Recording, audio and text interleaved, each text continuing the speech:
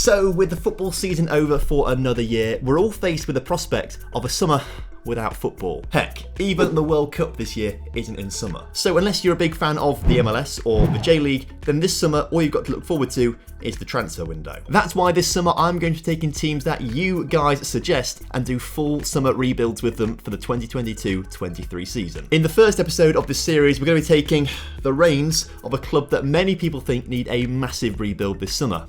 Manchester United. So I'm using a database from Sort It Out SI that has all of the real life results programmed into it for authenticity, but also so we can join right at the end of the 2021-22 season and get ready for a full summer of transfers. Now there is the small issue of what is the transfer budget for Manchester United this summer. A quick Google showing that estimates vary from 50 million to 2 billion, so not exactly helpful there. Instead, I looked at the transfer data for the last 5 seasons, with their net transfer spend across those 5 seasons averaging out to around 100 million. So that's what I give myself to spend. Also, in the research for this video, I asked one of my best friends, who's a massive Manchester United fan, for his opinion on the team, what needs to be improved, and who needs to leave the club. He sent me back a very long document that hugely helped in my research for this video, so thanks very much, Lewis. So my first area of concern jumping into this Man United team are the 4 first-team players who are out of contract: Paul Pogba, Edinson Cavani, Juan Mata and Jesse Lingard. Now for me, Lingard, Mata and Cavani, they can all leave the club, and in football manager terms, you'd really want to keep Paul Pogba. He's great in game, but trying to be realistic,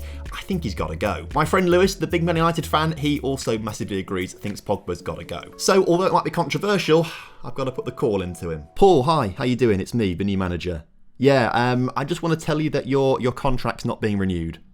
Don't be too angry. Look, I can sweeten the deal because I can get you a great deal at Manscaped. Support for today's video is brought to you by Manscaped, the best in men's below-the-waist grooming. Their products are precision-engineered tools for your family jewels, and the Manscaped Performance Package is the ultimate men's hygiene bundle. Join over 4 million men who trust Manscaped worldwide with this exclusive offer for you, with 20% off and free shipping with code TomFM at manscaped.com. So Manscaped were kind enough to send me the Lawnmower 4.0. This trimmer is the future of grooming and, dare I say, the greatest ball trimmer ever.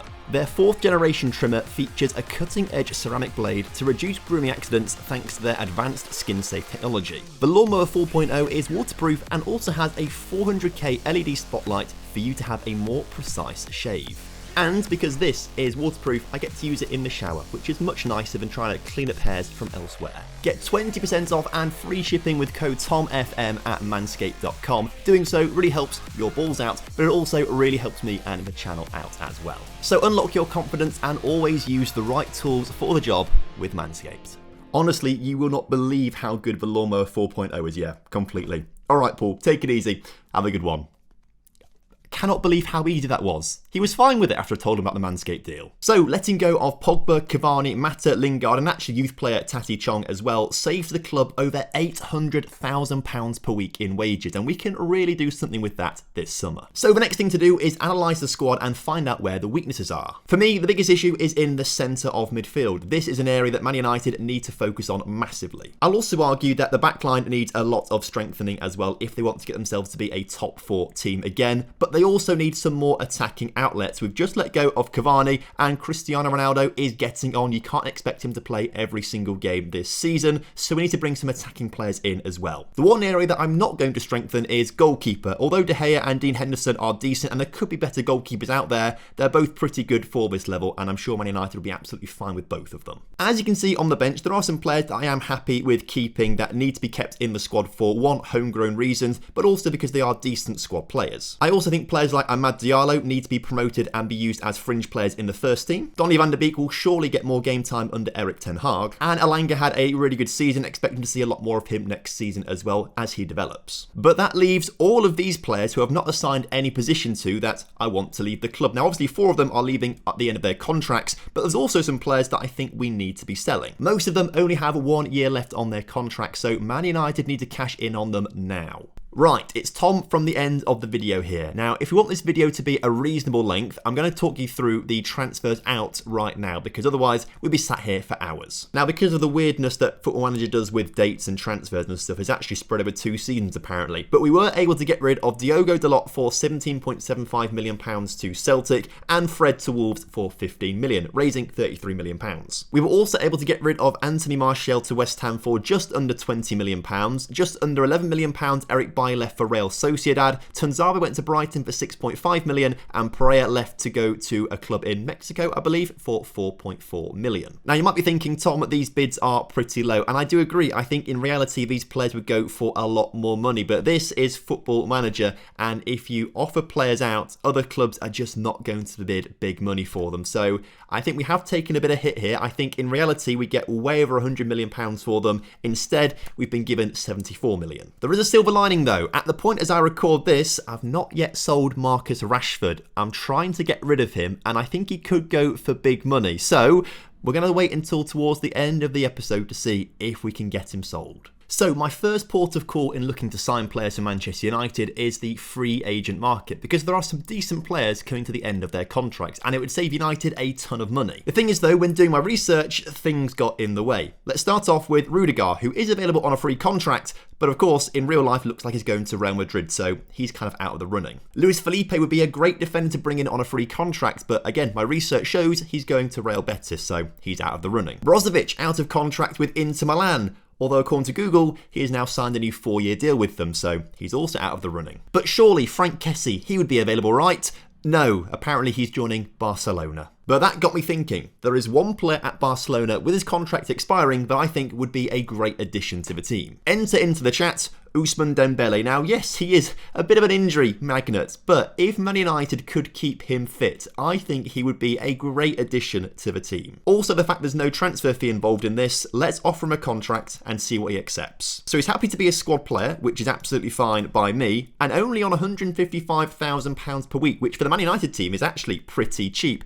If we can drop this down to 125, I think that's more comfortable. In the end, he negotiated up to £130,000, but I think that's a great deal for United. Also, in my opinion, there's a hole at right back, and I think a great player to come in is actually a player that Erik Ten Hag knows all about already. Mazraoui from Ajax, who's out of contract this summer, and according to Google, hasn't actually signed a contract anywhere yet. The issue is, in-game, he's wanted by a lot of different clubs, so we're going to have to put together a competitive offer for him to come here. So I am more than happy to make him an important player at right back, which he's very happy with, and the contract, I think we have to bump this up a little bit. If we want him to come to Man United, we need to give him some decent money, so £90,000 a week, a signing on fee of £5 million, and actually we'll bump the agent fee up a little bit as well. So with the free transfer sorted, although I do think Man United need to improve their midfield the most, I think the Marquee signing has to be up top. Now, I think bringing Tammy Abraham back to the UK would be absolutely fantastic, but he's had a great season in Roma, and why would he really want to leave? I also think Dominic Calvert-Lewin would be a great addition to the Manchester United team, particularly with Everton struggling massively this season. He's going to want a step up in football. But my first choice would be Alexander Isak, the young Swedish striker who is absolutely fantastic. He's the youngest and probably has the most room to grow as well. So this is why I'm going to make him my first choice. The only issue is that he is expensive. His agent has told me between 54 and 81 million pounds is what's going to have to be done to bring him into the club, but he does have a release fee clause of 77 million. So if we just start to lowball with about 60 million, suggest that they lock straight in there the 77 million of his release fee clause. Is this sensible, Tom? I might try it. Look, I think to really incentivise Alexander Isak to join the club, I need to chat to him, so I'll just ring him quickly. Alexander, hello, how you doing, mate? Good to see you. I'm doing a rebuild for Manchester United, and I'd love it if you could join the club. You will? Fantastic. You're already subscribed to the channel? And you've liked the video already. Brilliant. Thank you very much, mate. Well, great to see you, and hopefully we'll see you at the club soon. Thank you. The contract actually is pretty decent, 85 to 110,000 pounds per week as a regular starter, although he has just locked in big wage rise, so I mean that's going to change everything. Yep, 135,000 pounds per week, so way above whatever the estimate was, but that seems fine to me. Like, this seems like a pretty decent contract to me. Bring it down to 125. Maybe get the appearance fee down just a little bit. Goal bonus stays as it is. Unused substitute fee down just a little bit. Suggest He wants more money. Okay, meet me in the middle, £130,000. Done deal. So that has taken an awful lot out of our budget. It means we're going to have to get really tactical about how we sign players going forward. Now, in terms of centre-backs, I think Jules Koundé would be a great signing for United. But the issue is, valued at 68 million. That is also his release fee clause. It's what we're going to have to pay up front if we want him. Now, at this point of recording, I've not sold enough players to get that sort of money. We'll put him on the back burner. A cheaper option would be Lucas Verissimo, which I think I've probably pronounced wrong, but he currently plays for Benfica and is a quality player. Can also play with both feet, obviously stronger with the right foot, but the reasonable left foot is pretty handy as well, and everything that you sort of need in a centre-back is there. Now, he does have a release fee clause of 86 million, but I think we can get him for less than that. I'm going to go with £10 million up front and then 15 down the line spread across 3 different seasons. Suggest that, and they've automatically accepted it, which means I probably should have gone lower, really. In terms of contracts, he wants to be a regular starter, which is absolutely fine, on 80 grand a week, which is beautiful for us as a club because that's really, really cheap. Let's bring the signing on fee down just a little bit, agent fee up just a little bit, just to get him to sign the deal, even if we drop it down to £75,000 per week even, and some of these bonuses down just a little bit. Suggest he wants the 80 grand a week. You can have it. And it's finally been done. The work permits have been agreed. Alexander Isak is a Man United player. Also, a bit of a weird one, but Ronaldo just come to me and says, please don't sign Dani Alves as we don't get along. Okay, I promise you I won't. More the fact that he's 39 years old and a bit past it now, for me at least. And perfect timing as well. Lucas has also signed for the club to play at centre-back. Let's accept him and get him into the club. Right, so far we've had Dembele and Mazraoui agree to sign the club on free transfers. They'll come at the start of July. And then we've also signed Alexander Isak for 77 million and the Lucas centre-back for £25 million, but only £10 million this season, 5 going into next season, the season after, and the season after that for £25 million total. So far, I've only sold 2 players, which gives us the remaining transfer budget of 42 million right now. Now, right at the start of the episode, I did say the centre midfield is the area that I think United need to massively strengthen. So far, I've not even looked at it, and I've kind of maybe spent a bit too much of the budget elsewhere, particularly on Isak. £77 million, was that worth it? I've done it now. What it will do, though, is rule out 2 of my top targets. Jude Bellingham at this stage, unless, I don't know, Fred goes for £100 million, we're not getting Jude Bellingham. He's going to be far too expensive. The agent says between £89 and £106 million, as you can see, and I just don't think we're going to recoup that sort of money. So I think he's out of it. I do think Yuri Tielemans would be a fantastic player to bring in, though. Obviously had a really good career with Leicester, and I'd love to get him in. The issue is 47 to 68 million pounds. We'd have to shift a few more of our players to get him in, and I think that is possible. In the meantime, we're going to have to look at some cheaper options to bring some more bodies into the midfield that I think Man United are really going to need. And one of the hardest working teams in all of European football, I think, is RB Leipzig. They're all really good workhorses there. And so I've highlighted Haidara, Lima and Tyler Adams as all players who could be coming in from Leipzig to Manchester United. Now, in reality, is Tyler Adams good enough to be a Man United player? I don't know, but I think it could be realistic based on the fact that he's American. Man United have American owners. It would be great marketing for them. Now, luckily, Haidara, the agent, is saying between 6 and 8 million pounds. So let's just start some lowball offers of 4.5 million and see what Leipzig say. They've come back with 6 and 6, so 12 million pounds total. I think we can get lower than this. How about 9 million? They agree to that. And what about Konrad Lima as well? A real workhorse that I think would really fit into, particularly in Erik Ten Hag's system. So if we go to make the offer on Lima, he's more expensive. 11 to 14 million is what the agent has quoted me. They're wanting more like 17. Drop that back down to 8. That's 12. And then can we go 14 and a half?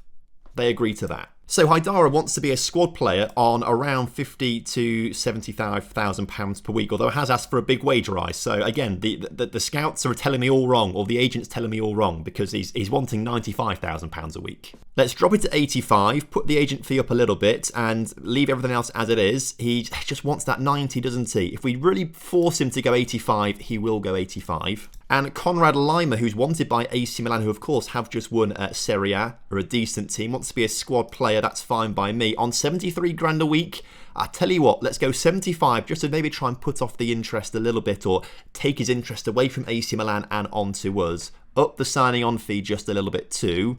Maybe drop some of these bonuses just slightly. Suggest he's happy. Done deal. Oh, and more issues with Ronaldo again. He's letting me know that he wants to discuss his options at the end of his contract. I mean, I'm not going to be there at that point, lad. This is only for this season. I don't care. You look at your options. I don't care. Anyway, the first of our midfielders, Haidara, is coming into the club. You'll love to see it. I think that's a great signing for Man United, and he will do a great job. And also Conrad Laimer joining the club for £12 million. Now, in Football Manager terms, these two might not be the greatest signings in game, but I think in reality, they are both absolutely quality, and I think in real life would do a great job for Man United. But with Laimer and Haidara coming in and a few more players leaving, we've got 46 million still to spend. And do we try and get Youri Tielemans? Because he would offer something completely different. If we put down 30 million pounds now, and then add in instalments 20 million down the line, 50 total. What do they say to that? They say we want more money. Okay, well, they want... We'll leave in the profit from next sale, because that's probably actually something that most clubs do leave in on things like this. They want 63 total. They're happy with the 30 and 20. They just want more down the line. If we could maybe... I mean, I'm more than happy to do that, but we need to bring everything else down a little bit, don't we? Like, that brings it down to 60 million, right? If we go 27.5 up front, 20 for 58 million or 57.5, they accept that, and that's something we can afford. And I think a Tielemans would be a great asset to Man United. Of course, Bayern Munich, Juventus, Real Madrid also interested in him, so we need to put a good deal on the table as an important player. Let's get rid of that role, because I wouldn't play him as a centre mid. I'd play him as more of a playmaker potentially, and we'll give him maybe kind of what he wants, to be fair. Let's just bump a few things up a little bit just to make sure he joins us and not joining, you know, Real Madrid or something like that, or Bayern Munich. Suggest that. He's happy. Let's hope he joins. And that was pretty easy in the end. Youri Tielemans signing for Manchester United. And I think it's a great deal for Manchester United. In reality, outside of Football Manager, I think this would be a lot harder for United to pull off. Because... yes, they're going to have European football this coming season, Leicester won't, but would Youri see it as a bit of a downward step from Leicester to United? Either way, he's here now, so I'm pretty happy with him. And so, as we get close to the end of the transfer window, we've brought in a lot of players, and I'm pretty happy with the team, actually. There's a few things United can do, particularly with the midfield. Now, my original plan when building a United team was to play a 4-2-3-1 with Fernandes as a playmaker, sort of just helping out the wingers, the inside forward, and the Alexander-Isak striker. I'd then have two more slightly holding midfielders in Haidara and Laimer just behind him, but of course, we've just signed Tielemans, a third midfielder, which kind of gives Man United extra options. Now, interestingly, Haidara can play a bit further back in the CDM role, which arguably he could be better in. Same with Conrad Laimer, can play a little bit deeper. So actually, maybe in this situation, Haidara would drop back to be a little bit more of a holding midfielder. You'd then bring Tielemans on, have Laimer as sort of a backup for Haidara, for example. Tielemans then becomes more of a centre mid on attack, and you keep Fernandes as your key playmaker in the team, and then you've got that kind of extra bit of attacking depth there from Tielemans. I think I actually prefer that, if I'm honest with you, to what we had before. Have Haidara in just behind with Conrad Laimer, sort of just helping him out a little bit, and then you've got Tielemans and Fernandes. That's a great midfield. And so with all the transfers done at this point, it leaves us with £32 million in the transfer budget, which is a nice, comfortable amount. There are two players that I haven't been able to get rid of at all. Phil Jones, although I keep offering him out, no one wants to buy Phil Jones, and the same with Tom Heaton, but that's mostly because he's injured, I think. So, I mean, I don't know. We can't get rid of either of those two. Brandon Williams, I have decided to actually keep in the end on the grounds that he has got potential. Could be a very useful player to Man United and did have a decent season at Norwich despite them getting relegated. The one player that I am undecided on completely, though, is Marcus Rashford. I don't know what to do with him. Now, obviously, he offers a great attacking outlet for Man United in-game. He's fantastic in-game. In reality, in real life, he's not had the greatest of seasons.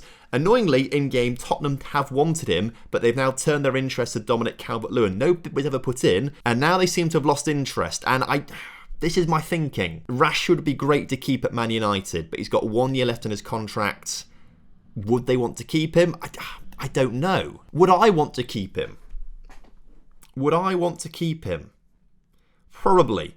On the grounds that he is one of the greatest role models in all of sport, I would say. But if we could sell him for that 74 to 89 million, that would then open up the funds to bring in Jules Koundé. And although I do think signing, where is he down here somewhere, Lucas, I think is a great addition to the team in the back line. He would be a great backup to Jules Koundé. It would probably also mean United could sack off someone like Victor Lindelof, which actually would be a really good deal for them, I think. I'm going to offer him. I'm going to offer him out to clubs and just see if anyone buys him. I mean, if they do, they do. If they don't, they don't. No offers for Rashford. Right. I've sold off other players at a bargain, essentially, because that's all I could get for them. I don't want to have to sell Rashford at a bargain price. Now, negotiable offer from PSG. Let's put that up to 60 million and press suggest. And they've just locked in 32.5. It's the limitations of the game, right? I would not accept that. If I was properly the Man United manager, there's no way you'd take £32 million for Rashford. You'd want double that at least. So with the remaining £32 million that we've got, we are doing a bit of a Man United rebuild. And yes, we brought players in for right now, which is fantastic. And we've saved the club a bunch of money as well by getting rid of players like Pogba. What about thinking for the future? What about getting players in for the future? Now, Yusuf Demir for me would be a great player to bring in from, of course, Rapid Vienna. Had a season at Barcelona on loan, didn't he? Or not according to this game for whatever reason. But he definitely was at Barcelona, wasn't he? At 19 years old, has he shown enough to be a future star? Yeah, I think so. Personally, I think he'd be a great addition. I'm going to try and get him in. Drop that down to 4.5 and 1.5. That's 14.5 million. They're accepting that. Again, it's kind of like we're raiding Red Bull, but I have heard good things about Lucas Sukic as a centre midfielder. And £9 million, they want 13. How about 10? Suggest? And they want 13. Go on then. And just for a bit of balance, we've got an attacker, a midfielder, how about a defender? And they could definitely do with a young left-sided defender coming through, particularly in the centre-back sort of area. So I think Renan would be a good addition to the team. 7 million and 7 million down the line. So 14 in total. They want a bit more. How about 16 in total? Agreed. So Sukic is the first player to be confirmed into the club, which is fantastic. £10.5 million being deducted from the transfer budget right now. Are we going to have enough for all three of these players, by the way? Renan now set to sign for the club. Another £11 million basically deducted from the transfer budget. So we're going to find out in a minute if we're going to have to spend money on Yusuf Demir, like adjust the wage budget slightly. No, we're not going to apparently, so we literally have spent the exact budget, which is absolutely perfect. And that brings an end to the Manchester United rebuild. So to recap, as I said earlier on in today's episode, we sold £74 million worth of players. In the end, Rashford didn't go, so we kept Rashford at the club, and he will be a great asset for Man United. In the end, though, we actually spent £208 million. Now, a lot of this obviously was financed by players leaving the club as well, but we did spend a lot of money. Now, we got pretty lucky with Ousmane Dembele coming in on a free, a great signing for us. And then, of course, the right-back situation was sorted by Mazraoui, a fantastic right-back from Ajax. Early on, we spent big on Alexander Isak, £77 million. But I tell you what, I think it would be absolutely worth it for Manchester United in reality. Because of that, though, we did have to compromise a little bit on some players. Now, we spent £10 million up front on Lucas from Benfica, £15 million down the line. That's why it's a £208 million.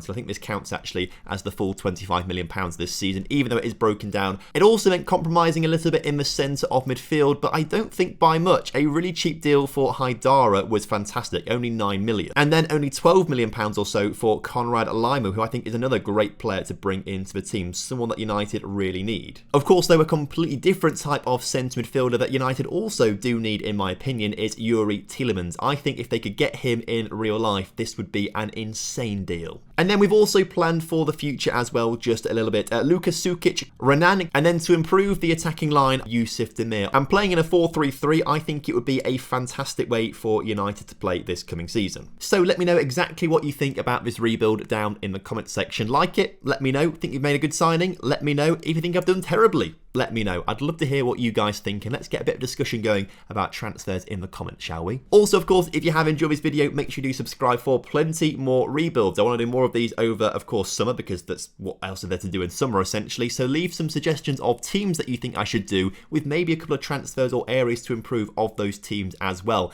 I'm not a supporter of every single club, so to have a little bit of context is actually quite a nice thing. And if you really do want to help me and the channel out as well, make sure you do like this video to make sure it gets pushed out to other people in the YouTube algorithm. So until next time, have a good one. So until next time, have a great evening. I'll speak to you all soon. Have a good one. Goodbye.